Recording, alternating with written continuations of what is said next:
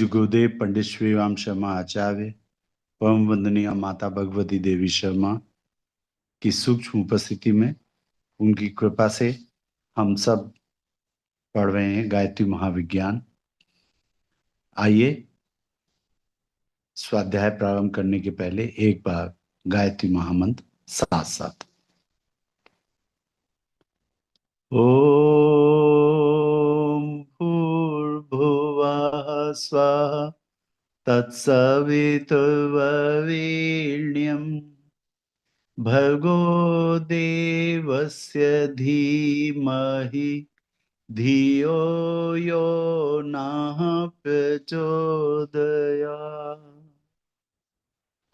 ओम गुरुर्ब्रह्मा गुरुर्विष्णु गुरुर्देव महेश्वर गुरुर्देव परब्रह्म तस्मै श्री गुरुवे नमः।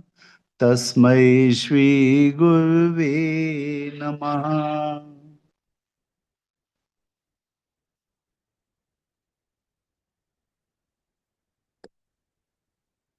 कल तक हम लोगों ने कहाँ पे पढ़ लिया था ओम भैया? प्रभु, कुमारियों के लिए आशाप्रद भविष्य की साधना ये शुरू होगा। अच्छा, कुमारियों के लिए आशाप्रद हाँ, भविष्य की साधना। ठीक है। कुमारी कन्याएं अपने विवाहित जीवन में सब प्रकार के सुख शांति की प्राप्ति के लिए भगवती की उपासना कर सकती हैं। पार्वती जी ने मनचाहा वर पाने के लिए नारद जी के आदेशानुसार तप किया था। वे अंत में सफल मनोरथ हुई थी। माँ पार्वती ने भगवान शिव को पाने के लिए बहुत कठिन तपस्या की थी। उनकी कठिन तपस्या हिमालय पर्वत पर संपादित हुई और उस तपस्या में उनकी माँ उनको कभी कभी देखने आती थी, तपस्या करते हुए देखती रहती थी।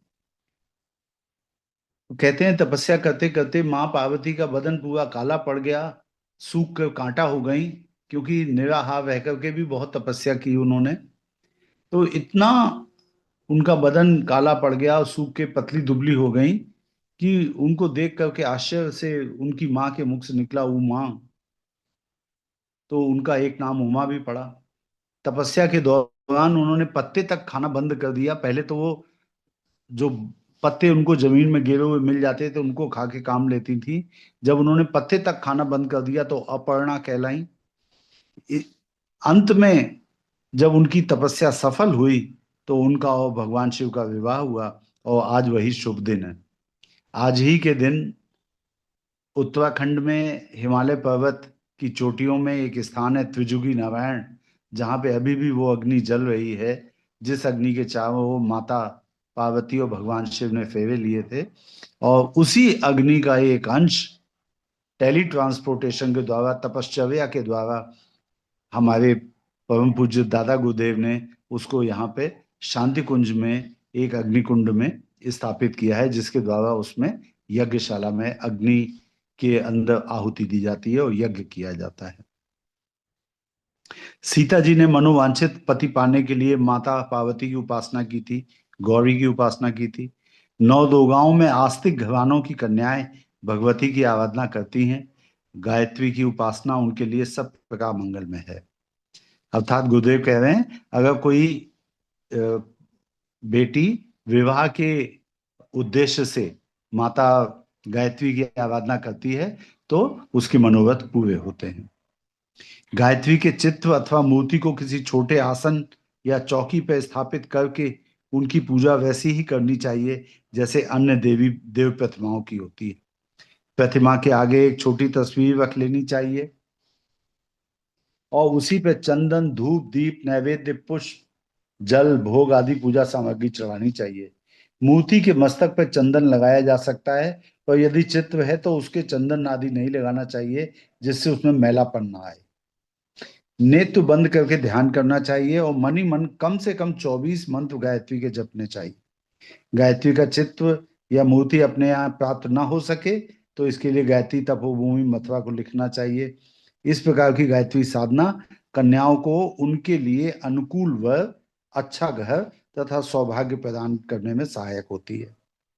सद्भाव के लिए मंगलमयी साधना, सद्भा अर्थात जिनके पति हैं, जिन स्त्रियों के पति हैं, उनके लिए मंगलमयी अर्थात कल्याणकारी साधना। अपने पतियों को सुखी, समृद्ध, स्वस्थ, संपन्न, प्रसन्न और दीर्घजीवी बनाने के लिए सधवा स्त्रियों को गायत्री की शरण लेनी चाहिए। गुरुदेव के साहित्य में एक स्थान पे एक वर्णन आता है कि एक रानी गायत्री की उपासक थी। कम उम्र में उनके पति की डेथ हो गई, तो वो थोड़ी गुस्सा हो गई, बोली माँ मैंने तो आपकी उपासना करी और मेरे पति की डेथ हो गई।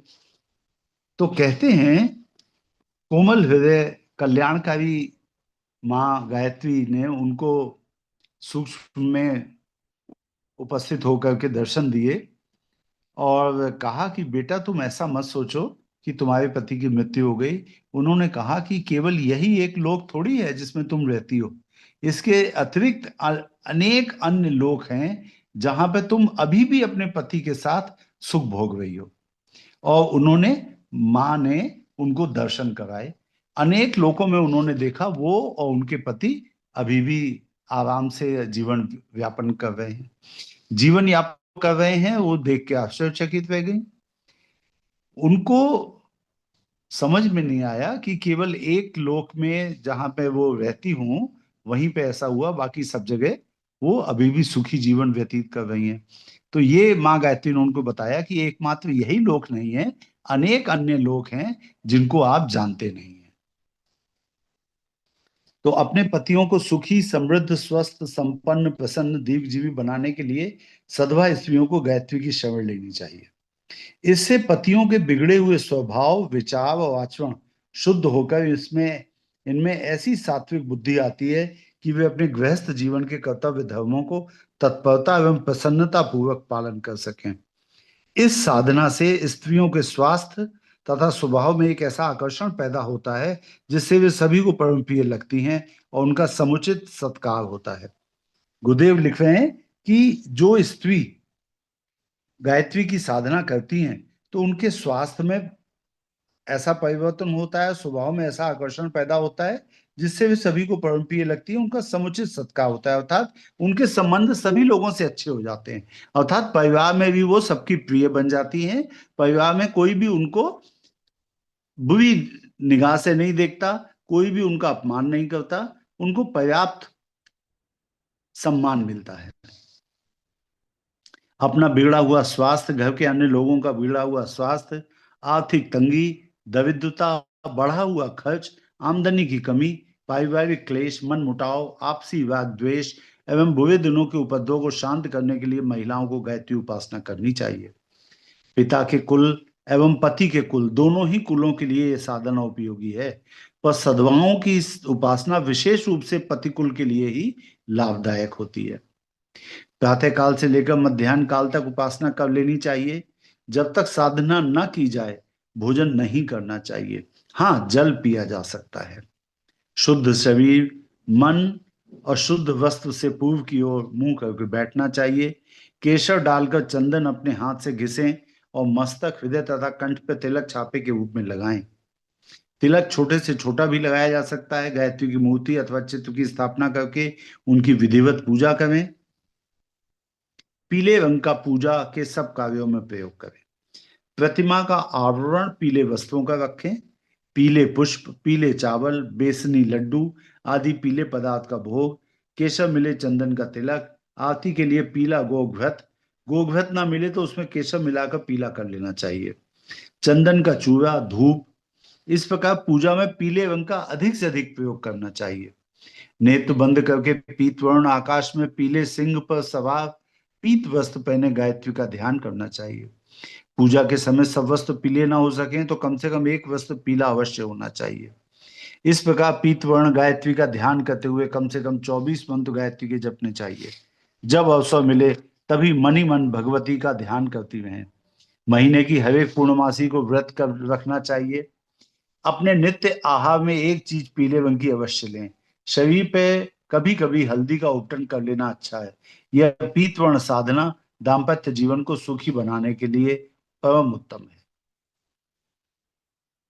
जिनकी संतान बीमार रहती है संतान सुख देने वाली उपासना करें। तो संतान सुख देने वाली उपासना के बारे में गुरुदेव लिख रहे हैं कि जिनकी संतान बीमार रहती है, अल्प आयु में ही मर जाती है, केवल पुत्र या केवल कन्याएं ही होती हैं, गर्भपात हो जाते हैं, गर्भ स्थापित ही नहीं होता, बंदेहा दोष लगा हुआ है, अथवा संतान दीर्घसूत्री। दीर्घसूत्री का मतलब संतान जो है उसका आईक्यू कम है, मतलब संतान थोड़ी बुद्धू है, समझदार नहीं है, इंटेलिजेंट नहीं है। तो जो बच्चे इंटेलिजेंट नहीं होते उन्हें हिंदी में दीर्घसूत्री कहते हैं। आलसी, मंदबुद्धि, दोगुणी, आज्ञा और उल्लंघनकारी, कटुभाषी या कुमावगामी है, वे वेद माता गायत्री की शरण में जाकर इन कष्टों से छुटकारा पा सकती है। अगर किसी की कन्या कन्या ही कन्या केवल होती हैं, या केवल पुत्र ही पुत्र होते हैं, अथवा बच्चे इंटेलिजेंट नहीं है, अथवा बच्चे आज्ञा नहीं मानते, कटुभाषी हैं, तो वे वेद माता गायत्री की शरण में जाकर इन कष्टों से छुटकारा पा सकते हैं। हमारे सामने ऐसे सैकड़ों उदाहरण हैं जिन स्त्रियों ने वेद माता गायत्री के चरणों में अपना आंचल फैलाकर संतान सुख मांगा है, उन्हें भगवती ने प्रसन्नता पूर्वक दिया है। माता के भंडार में किसी वस्तु की कमी नहीं है। उनकी कृपा को पाकर मनुष्य दुर्लभ से दुर्लभ वस्तु प्राप्त कर सकता है। कोई वस्तु ऐसी नहीं जो माता की कृपा से प्राप्त ना हो सकती हो। फिर संतान सुख जैसी साधारण बात की उपलब्धि में कोई बड़ी अड़चन नहीं हो सकती। जो महिलाएं गर्भवती हैं वे प्रातः सूर्योदय से पूर्व अथवा रात्रि को सूर्यास्त के पश्चात अपने गर्भ में गायत्री के सूर्य सदृश प्रचंड तेज का ध्यान किया करें। ये बहुत इंपॉर्टेंट बात है। ये डॉक्टर संगीता सारस्वत भी बताती हैं अपने पेशेंट्स को। और जो हमारी बहनें गायत्री परिवार की हैं, जो कि आवगण संस्कारवान पीढ़ी में काम करती हैं, वो भी ये बात सभी गर्भवती महिलाओं को बताती हैं कि जो महिलाएं गर्भवती हैं वे प्रातः सूर्योदय से पूर्व या रात्रि को सूर्यास्त के पश्चात अपने गर्भ में गायत्री के सूर्य सदृश प्रचंड तेज का ध्यान किया करें और मनी मन गायत्री जपें, तो उनका बालक तेजस्वी, बुद्धिमान, चतुर, दीर्घजीवी और तपस्वी होता है।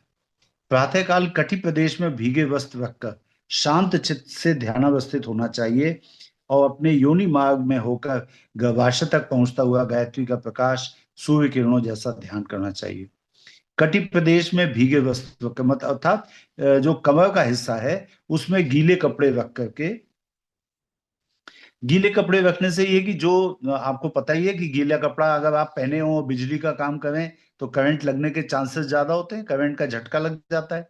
तो ये जो गीले वस्त्र वाली बात है वो सिर्फ इसलिए कि जो आपकी बायो इलेक्ट्रिसिटी है, जो प्राण शक्ति है, और सूर्य से जो प्राण शक्ति आ रही है, उसका कंडक्शन आप तक अच्छी तरह से हो सके।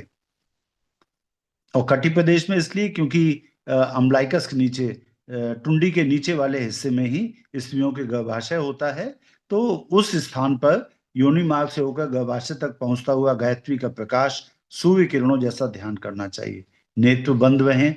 यह साधना शीघ्र गर्भ स्थापित करने वाली है।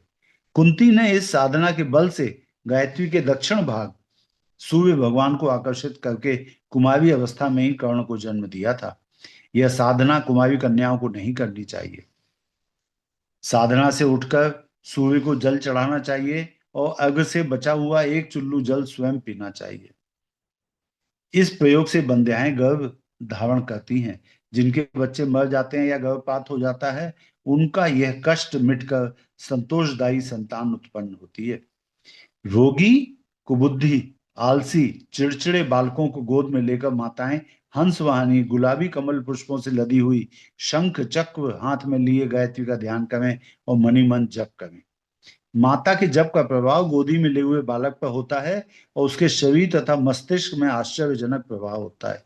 छोटा बच्चा हो तो इस साधना के समय माता दूध पिलाती है, बड़ा बच्चा हो तो उसके शरीर पे हाथ फिराती है।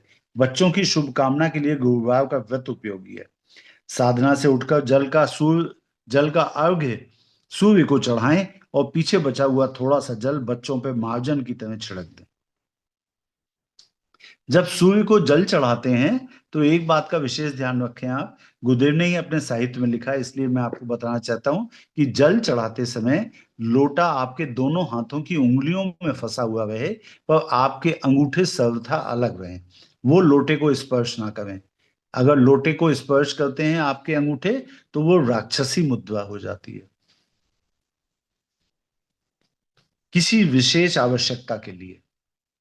अपने परिवार पर, परिजनों पर, प्रियजनों पर आई हुई किसी आपत्ति के निवारण के लिए, अथवा किसी आवश्यक कार्य से आई हुई किसी बड़ी रुकावट एवं कठिनाई को हटाने के लिए गायत्री साधना के समान दैवी सहायता के माध्यम कठिनाई से मिलेंगे।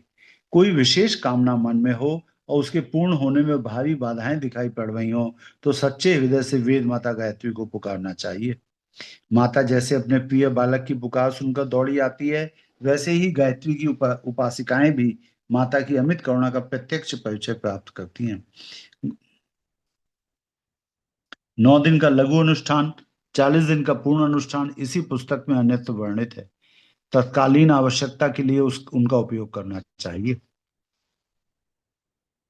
तपस्या प्रकरण में लिखी हुई तपस्याएं भगवती को प्रसन्न करने के लिए प्राय सफल होती हैं।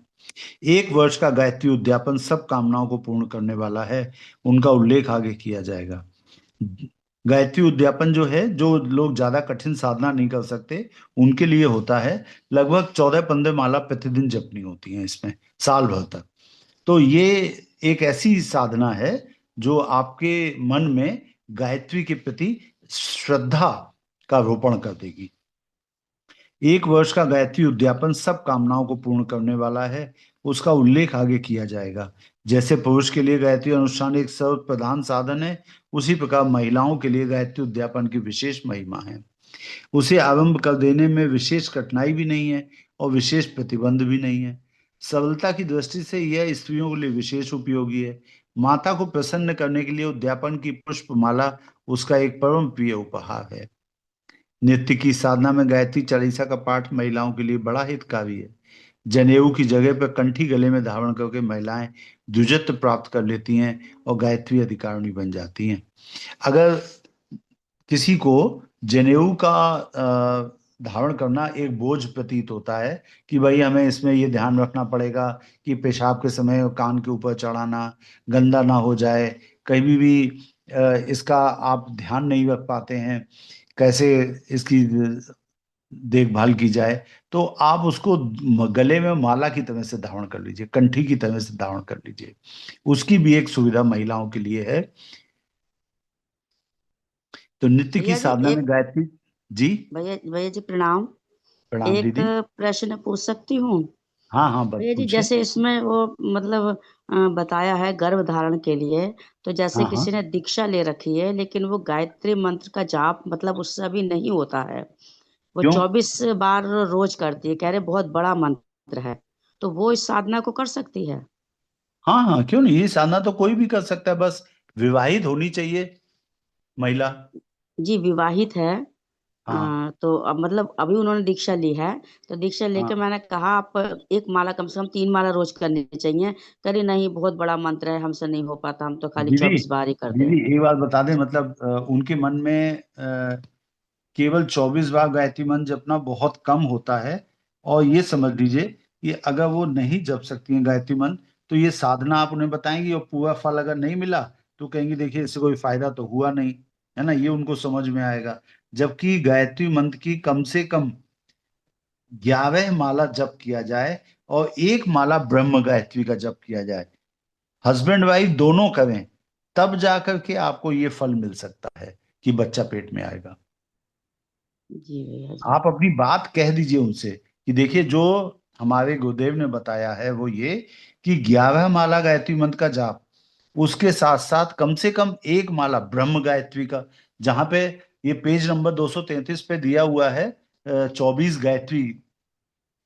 इसी गायत्री महाविज्ञान का जो संयुक्त संस्करण है उसके पेज नंबर 233 पे दिया हुआ है कि 24 गायत्रियां क्या कौन कौन सी हैं। उन 24 गायत्रियों के जो मंत्र हैं वो अलग अलग दिए हुए हैं। तो इसमें 24 गायत्रियों में पेज नंबर 239 पे ब्रह्मा गायत्री, तो ब्रह्मा जी जो हैं वो सृष्टि के रचयिता हैं। तो जब जी आप रचना करना चाहती हैं, एक नए बच्चे को प्राप्त करना चाहती हैं, मतलब नया जी बच्चा पेट में आए, तो उसके जी। लिए 11 माला गायत्री मंत्र का जाप और उसके अच्छा। बाद फिर एक माला ब्रह्मा गायत्री। ब्रह्मा गायत्री है ओम चतुर्मुखाय विद्महे हंसारूढ़ाय धीमहि तन्नो ब्रह्मा प्रचोदयात्। और हस्बैंड वाइफ दोनों करें, तब जाकर के उनको मिलेगा ये मतलब लाभ। 11-11 माला दोनों हस्बैंड वाइफ, या हाँ, खाली ब्रह्म 11 ब्रह्म माला गायत्री का?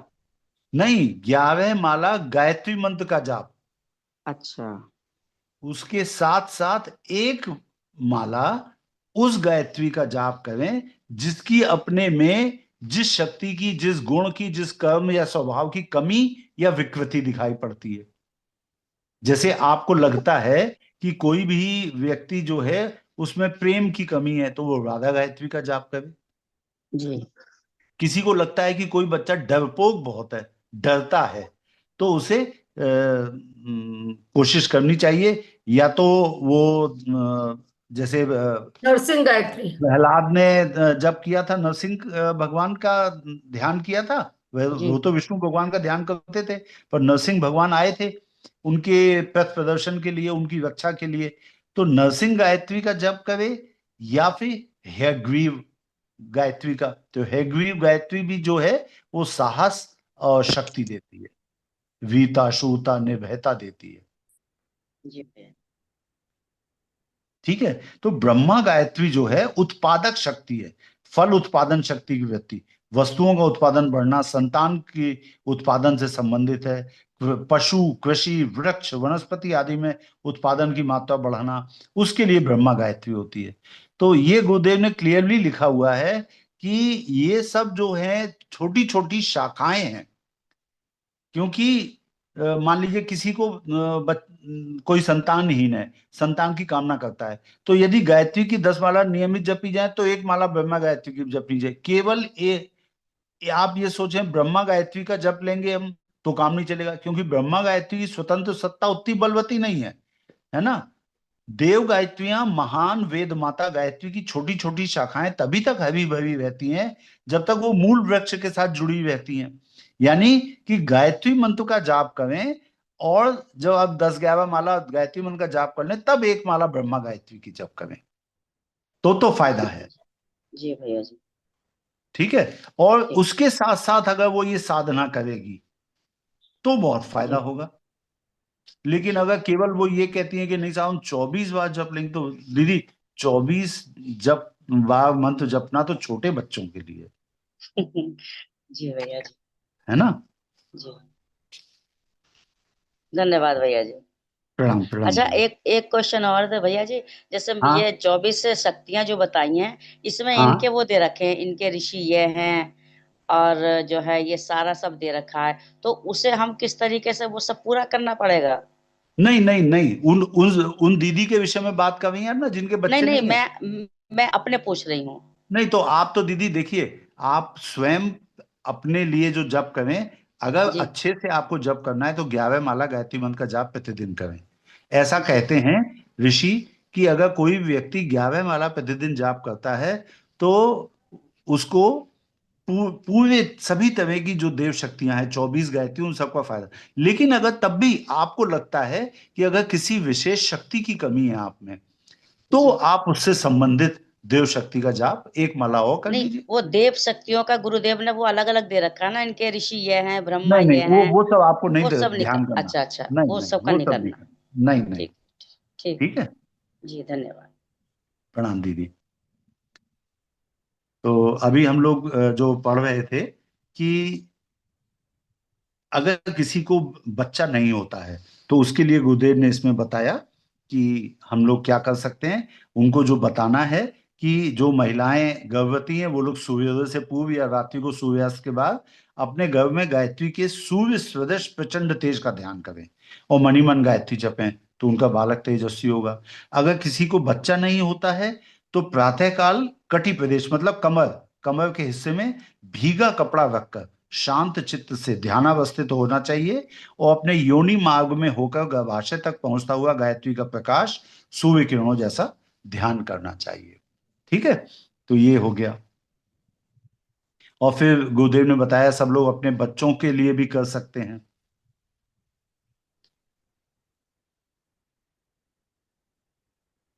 आगे हम लोग किस जगह तक पहुंचे थे ओम भैया?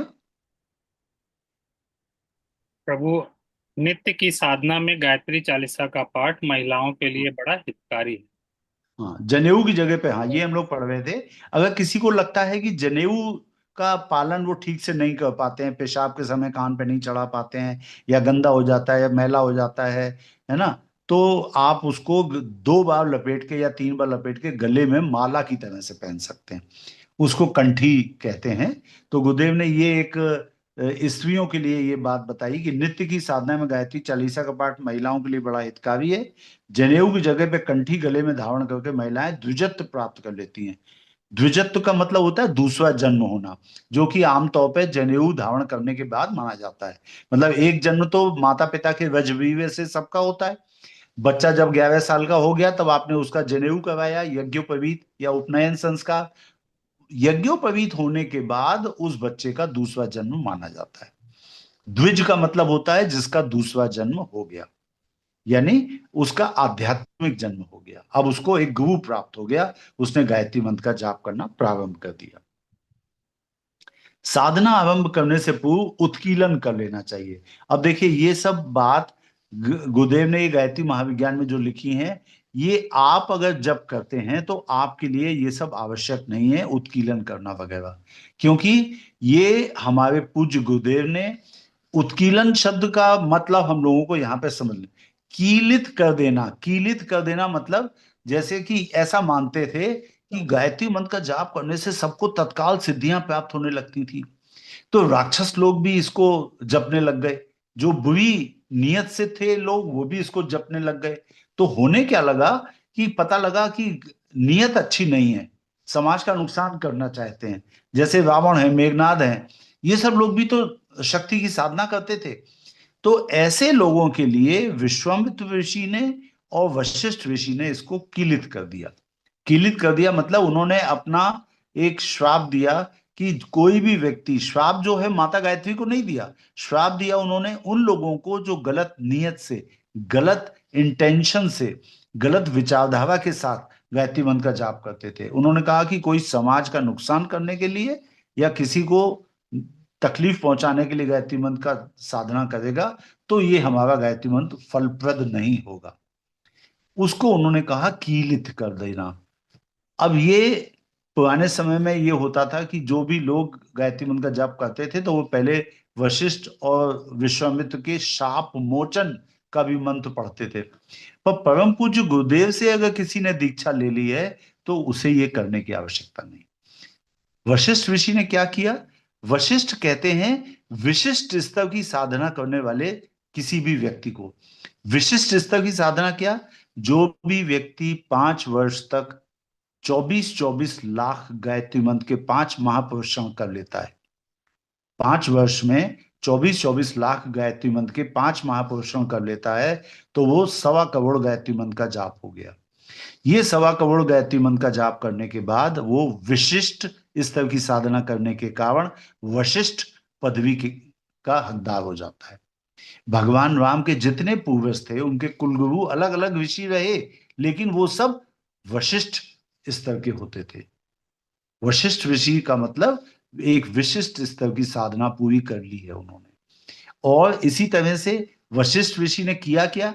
वशिष्ठ ऋषि ने धर्म तंत्र के माध्यम से राजतंत्र पे अंकुश लगाया कि राजा को कैसा होना चाहिए, राजा को प्रजा के प्रति उत्तरदायी होना चाहिए, राजा को प्रजा का ध्यान रखना चाहिए। ये काम करते थे वशिष्ठ ऋषि। यही काम हमारे गुरुदेव ने भी किया। उन्होंने इस तरह से अपनी साधना करी जो विशिष्ट स्तर की थी, और 24-24 लाख गायत्री मंत्र के उन्होंने 24 वर्ष तक 6.25 करोड़ गायत्री मंत्र का जाप किया। इस स्तर का जाप आज तक केवल ऋषि विश्वामित्र ही कर सके थे, वो भी 12 वर्ष तक। तो ये एक बहुत विशिष्ट साधना करने के कारण गुरुदेव वशिष्ठ स्तर के भी ऋषि हैं।